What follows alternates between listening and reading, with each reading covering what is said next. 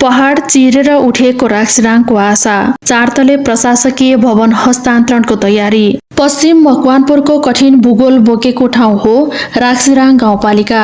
यहाँ पुग्न खोज्ने जो कोहीलाई पहिले खोलाको चिसो धारले परीक्षा लिन्छ, अनि मात्र पहाडको घुम्तीले बाटो खोलिदिन्छ। अझै पनि गाउँपालिकाको कार्यालयसम्म पुग्न पक्की पुल बनेको छैन। मोटर चल्ने बाटो बर्सातमा खोलासँगै बग्छ, कहिले पुरिन्छ। तर यिनै कठिनाइका बीच पछिल्ला वर्षहरूमा एउटा संरचना चुपचाप तर दृढ भएर उठिरहेको थियो। गाउँको विकास, प्रशासन र सेवाको नयाँ केन्द्र बन्ने सपना बोकेको 43 कोठे चारतले गाउँपालिकाको कार्यालय भवन निर्माण सकिएको छ।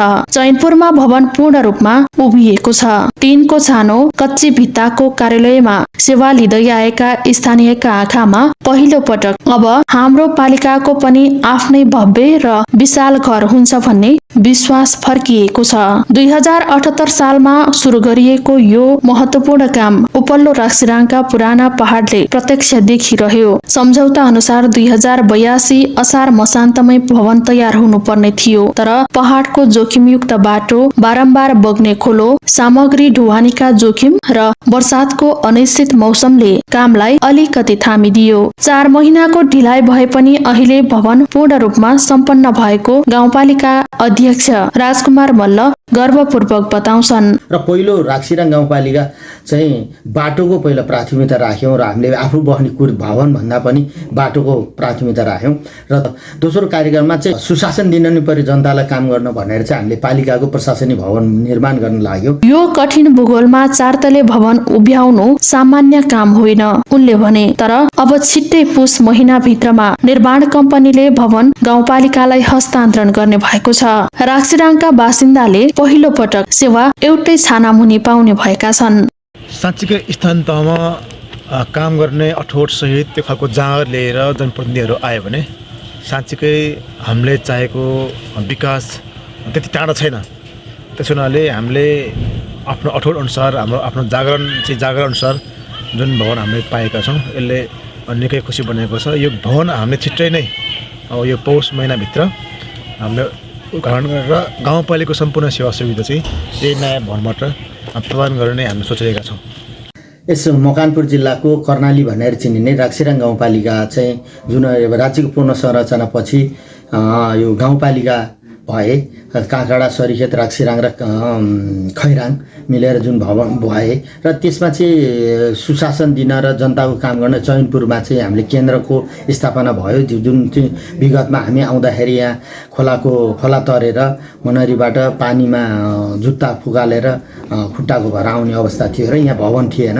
कृषि भवनमा चाहिँ हामीले सामान्य चलाइरहेको थियो र यहाँ चाहिँ हामीले विद्यालयको चाहिँ एउटा सामान्य भवनलाई चाहिँ जग हालिरहेको अवस्थामा त्यसलाई चाहिँ हामीले बनाएर अहिले हामीले चलायौँ। करिब 7 कट्ठा जमिनमा 6 करोड 42 लाख लागतमा बनेको यो भवन केवल प्रशासनिक संरचना मात्र होइन, राक्सिराङका बासिन्दाको दशकौंदेखिको चाहना, सेवा पहुँच र पहाडमा बसेर पनि सुविधा पाउन सकिन्छ भन्ने प्रमाण हो। भवन निर्माणमा चाहिँ अहिले हामीले सङ्घीय सरकारको 60% र स्थानीय सरकारको चाहिँ 40% आन्तरिक स्रोतबाट चाहिँ हामीले चाहिँ यो बेहोरिन गरे र त्यो निर्माणाधीनको अन्तिम चरणमा पुगेछ। जुन अहिले 77-78मा सुरु भएको भवन अब अहिले हाम्रो आएर 80 साल भन्ने 2-3 वर्ष लाग्यो। हामीसँग पैसा थिएन, त्यसले गर्दा हामीले वार्षिक रूपमा चाहिँ केही पैसा छुट्याउँदै काम गरियौँ। अहिलेसम्म राक्सिराङ गाउँपालिकाको दैनिकी हेर्दा कार्यालय पनि एक नाले कच्ची भवनमै, स्वास्थ्य शाखा अर्को संस्थाको कोठामा, कृषि शाखा अर्को भवनको कनेरामा र नागरिक सेवा लिन आउनेलाई कहिले धुलो, कहिले पानी, कहिले खोला र कहिले घामले तर्साउने त्यस्तो ठाउँमा अहिले विशाल चारतले संरचना अडिनु भवन निर्माण मात्र होइन, यो राक्सिराङको पहाडले पहिलो पटक आफूलाई आधुनिक सेवा केन्द्रका रूपमा उभ्याएको उदाहरण हो।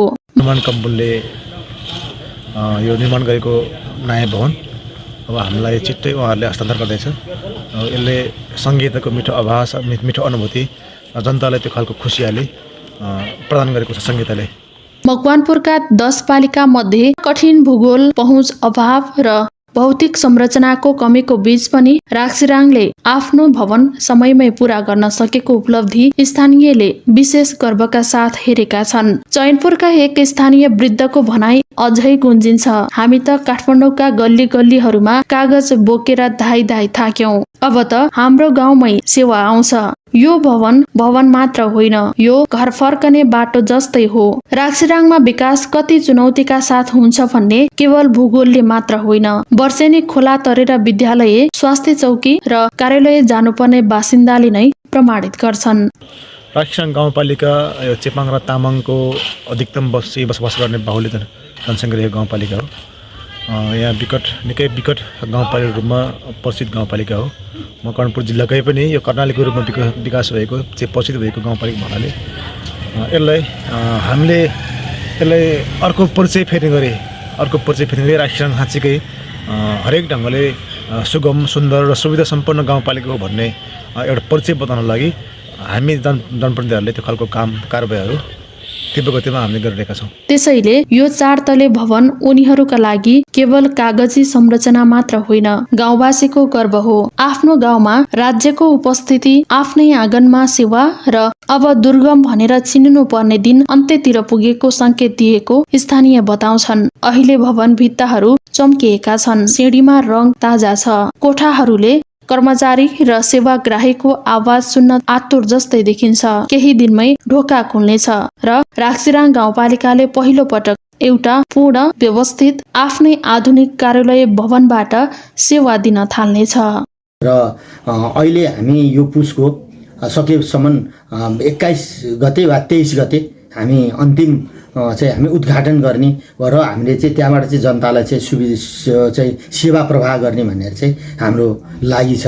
र त्यहाँ चाहिँ हामीले सुविधा सम्पन्न भवन बनायौँ। राक्सिराङको जनतालाई चाहिँ भोलि आउँदा सुविधा होस् र यहाँ संसार डिजिटललाई चाहिँ ग्लोबलाइजेसन भइसक्यो। त्यसले गर्दाखेरि त्यहाँबाट चाहिँ सम्पूर्ण चाहिँ नयाँ वडामा चाहिँ हामीले डिजिटल चाहिँ सुरु गरेर चाहिँ आर्थिक स्रोत पनि राजस्व पनि वृद्धि गर्ने र त्यहाँ जनतालाई पनि 5वटा वडामा ठेक्का लगाइसकेको छ हामीले वडा कार्यालय, र त्यो गर्ने भनेर चाहिँ जुन हामीले चाहिँ 5वटा वडा कार्यालय चाहिँ पक्की भवन बनेको छ, बनाउँदैछौँ हामीले यसपालि। र अरू चाहिँ चल्ने चाहिँ 3 कोठे भवन चाहिँ अहिले पनि सञ्चालनमा छ र जग्गाको व्यवस्थापन भयो भने हामी 9वटै वडामा गर्ने तयारी छ। र अहिले यो भवन चाहिँ हामी करिब अब यो पुसको 23 गते लगभग हामीले उद्घाटन गर्ने जमर्को छ र त्यहाँबाट जनतालाई, राक्सिराङको जनतालाई सबल, सुलभ र सजिलो रूपले हामीले चाहिँ सेवा दिने भन्ने हाम्रो जमर्को छ।